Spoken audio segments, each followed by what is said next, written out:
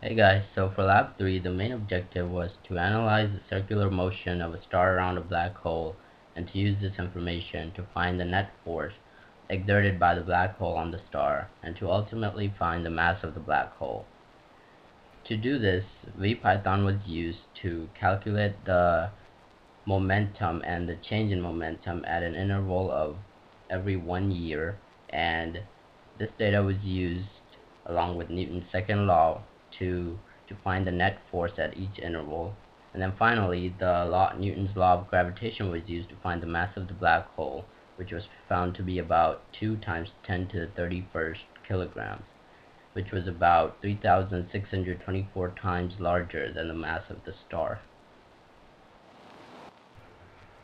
Now for the VPython code, we set the initial conditions of the mass of the star and the delta T, and then which was about 1 year or 86,400 seconds, and we set T equals to 0 as our initial time.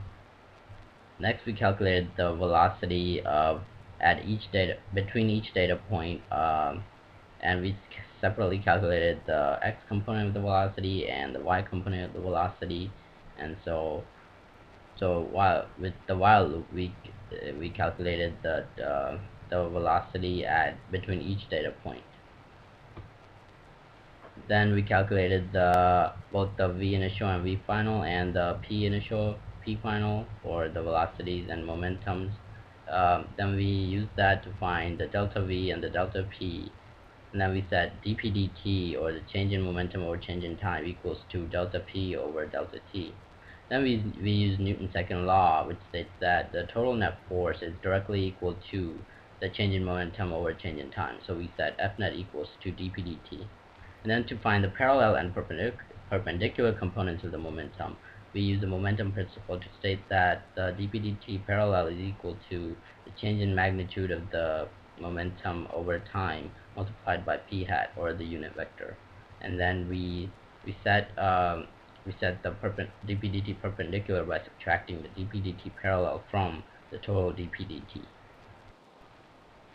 Now let's run the module to see what the motion of the star looks like, and to also see the direction in which the parallel, perpendicular, and the total net force vectors are pointing.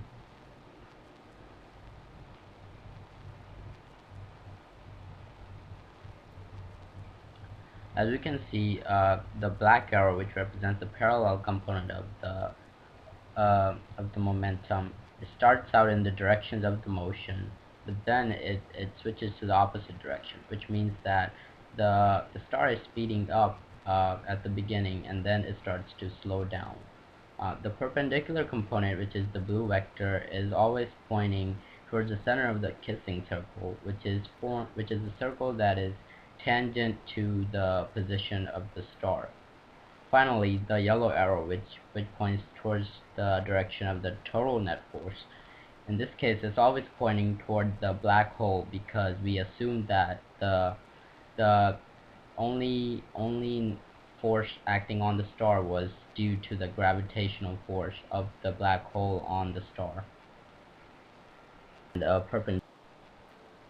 now, to find the mass of the black hole, we use Newton's law of gravitation, which is defined here in terms of the magnitude of the gravitational force.